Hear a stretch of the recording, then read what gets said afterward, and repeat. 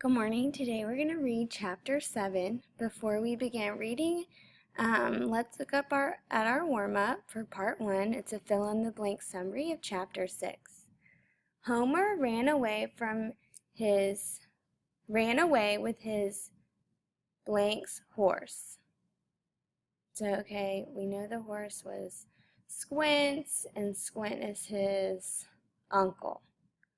Homer ran away with his uncle's horse, Bob. Even though he was blank of the dark, this must be afraid of the dark, he knew he needed to find blank and tell him that the oath he took was a blank.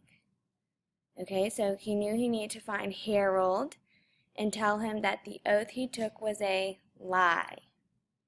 At daybreak, Homer gets blank by Stink and Blank. Well, he gets caught or found by Stink and Smelt, two known killers. Stink and Smelt decide not to kill Homer just yet. They have a plan to use him for his blank skills. And we know Homer's a really good liar, so they're going to use him for his lying skills. Focus question. What can we infer about Samuel Reed from other people's descriptions of him? So Samuel Reed is a new character in chapter 7, and we want to know what can we infer about him, what kind of person is he, based on other people's descriptions of him. Before we get started reading, I want you to look at these two vocabulary words. The first one is fugitive, a person who's escaped from a place or is in hiding, especially to avoid arrest or persecution. And then the second one is bounty, a monetary gift or reward typically given by a government in particular. So both of these have a reward. This one is for bugs, right? And this one looks like, if you go a little closer, it says ran away. And it has a picture of an African American man. So I'm thinking this picture is about fugitive because it has a picture of someone who ran away. Maybe they escaped from slavery. And the second picture is a picture of bounty because it's a cash reward. This picture could also be a picture of bounty. So make sure you draw bounty aligned to both of these pictures, but fugitive only goes to this one. Great. As we're reading today, we're going to do the CSPS strategy. It's a strategy we use when we are trying to monitor our thinking about the text with fiction texts. Great. Let's go ahead and get started. First, it asks us, describe the main character Homer using details from the text. Who is Homer and what is he like? So as we're reading, make sure you're underlining evidence for CSPS. I'm on page 30. I once told Parson Reed of the Piney Swamp Congregational Church that my mother and father were not dead, but away visiting Queen Victoria, and that they would soon be sending for me and Harold.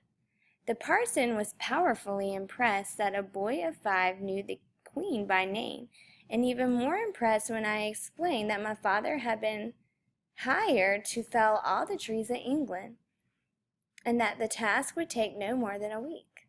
The parson said he'd not been aware that so few trees remained in the British Empire, and I explained that my father could fell a tree with one swing of his axe, and could therefore lay an entire forest down in an hour or so, depending on his mood. And while my father was laying waste to the forest, my mother was busy in the royal palace teaching the Queen how to spell. When Parson Reed said it was a great surprise to learn the Queen could not spell, I explained that until recently, kings and queens had no need of spelling or reading because servants did it for them, and the parson remarked I had a surprising knowledge of the world for a child of my age, or for any age, for that matter. The kindly parson may have been amused by my inventions, but my brother was not. He told me our dear mother had made him swear he would always be truthful, and that his oath extended to me, even if I'd been too young to swear it to myself, and that every time I told a lie, an angel fell from heaven. For days I went around looking for fallen angels, but never encountered one. So I come to believe my big brother must have been mistaken, even if he did believe such a thing. But as strict as he can be about never lying, I'm pretty sure Harold won't mind if I bend the truth to stay alive. Of course, that's before I find out what they want me to lie about. I'm going to stop right here. Homer opens up with an anecdote or a story about his life. And in this story, he talks to us about this conversation he had with the parson who is like a pastor. And in his conversation, he makes up these lies about where his parents are. And he's like, they're not dead, they're in England with the Queen. And he's telling all these lies about how his father can do these extraordinary things, and his mother's teaching the Queen how to spell. And he's remembering this giant lie that he told to his pastor, and how Harold's reaction to the lie was that, you know, your mother doesn't want you to lie, I don't want you to lie either, and angels are falling from heaven because of it. So let's go to number 1 in our notes, describe the main character Homer using details from the text. And we know Homer loves to lie, and he loves to exaggerate the truth. He loves to lie, he loves to exaggerate the truth, and then give a quote from the text about Homer lying. And so you can get it from this paragraph that talks about, for days after he went around looking for fallen angels. And then, but as strict as he can be about never lying, I'm pretty sure Harold won't mind if I bend the truth to stay alive. Okay, and so we know now why he lies. Right now, he's not lying for the fun of it, like he was with his pastor. Right now, he's lying to stay alive. Now we're going to look at details about the setting. I'm at first thing. First thing Smelt does is force the prisoner to sit up. There's something pitiful about a man with a sack on his head, knowing he can't see what's going on next, and how every noise makes him flinch. The light of dawn has come into the lean-to, and I can see the man's hands are swollen black from where he's been tied up. Okay, so now I'm remembering Homer is in the forest because he's been captured by Smelt and Stink. And the Smelt and Stink have built a lean-to shelter. And right now he's being held captive in the lean-to shelter. So go ahead and write that down in box 2. Homer is in the woods because he was captured by Stink and Smelt. And he's being held captive in the lean-to shelter in the woods.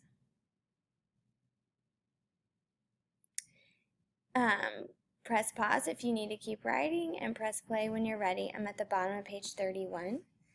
You hear me in there, Festus? Smelt demands. Count of 3, I'm cutting off this sack, and if you don't want your head cut off too, you better tell us what we want to know. Out of Smelt's wide leather belt comes a thick blade knife with a wicked curve, just right for slicing a hog's throat, or a man's. He slips the shining blade under the flour sack and slices it open with one flick of his wrist.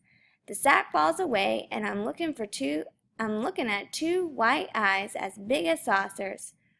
2 white eyes in the face the color of creamed coffee. Festus is our darky friend, ain't you, Festus?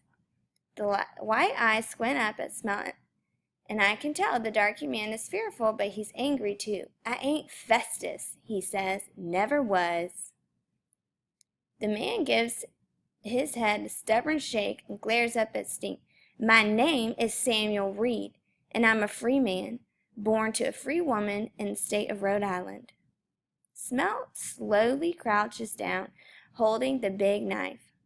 He smiles in a way that makes me feel sick to my stomach. If a snake could smile, it would look just like him. "This ain't Rhode Island," he says. "We don't care who you was born to or where you got the crazy notion that a darky can talk the same as a white man. All we care about is this. Tell us where you hid them runaway slaves." "They are not slaves," the man insists. "They've been set free by President Lincoln." "Yeah? If they ain't slaves no more, why they running away?" The man refuses to answer. The way he's keeping still and quiet, as if he expects to die before the sun gets much higher. Might be praying too, without saying the words aloud. "Best get it over with," Stink suggests. "Last chance," Smelt says, pointing to his knife. "Speak or meet your maker." The darky man gives his head a little shake, and you can tell he's scared of the knife and doesn't want to die, but he won't say where the runaway slaves are hid, even if it kills him.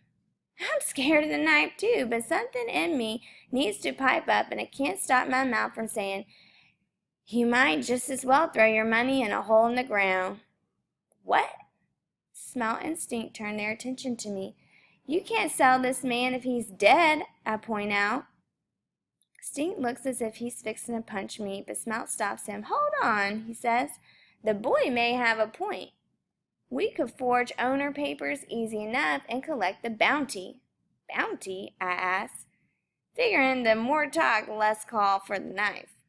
$10 for every slave returned to Maryland," Smelt says. "Emancipation don't cover the border states. That's a legal fact." They're talking about the Emancipation Proclamation. I heard men arguing about it down at the general store, where they smoke and chaw on a Saturday afternoon. Seems like President Lincoln declared that slaves in the Confederacy were free, and he didn't dare free the slaves in Union states like Maryland, Delaware, Kentucky, and feared the border states might join the rebels. The proclamation is more like what they call a promise to the future, when the war has been won. Don't count on much for now, not if you're a slave. Stink and Smelt get to talking and decide they'll leave the darky man alive for now, at least until the boy helps them locate where the runaway slaves are hid. The boy who's going to lie his way onto the Underground Railroad. The boy who's going to make them rich. Must be that being scared makes you stupid, because it takes a while for me to realize that boy is me. All right, let's back up. What problem has Homer encountered? Well, they're about to kill Samuel Reed, and Homer comes up with this plan that, no, you should just sell him, in hopes that he can figure out a way to keep Samuel Reed alive. And now Smelt and Stink have come up with this plan about how Homer is going to lie his way onto the Underground Railroad and make them rich. So right now, that's Homer's problem. He is being forced to lie his way onto the Underground Railroad so that he can make Stink and Smelt rich. All right. And if we keep reading chapter 7, I don't have time to read all of it. But if you turn the page and you keep reading chapter 7, you'll find out that Smelt tells Stink and Smelt tell him about this man called Brewster. That's his last name. His last name is Brewster, Jebediah Brewster. He's very rich, and they think he is hiding slaves on the Underground Railroad. And Homer is supposed to go get into his house and figure out where the slaves are hid by lying. And that is where the chapter ends. So Homer doesn't really solve his problem. Instead, he is forced to get into Jebediah Brewster's house and figure out where the slaves are hid. Last, I want you to write your paragraph. What do you think about Samuel Reed? And what can you infer about his actions? Go.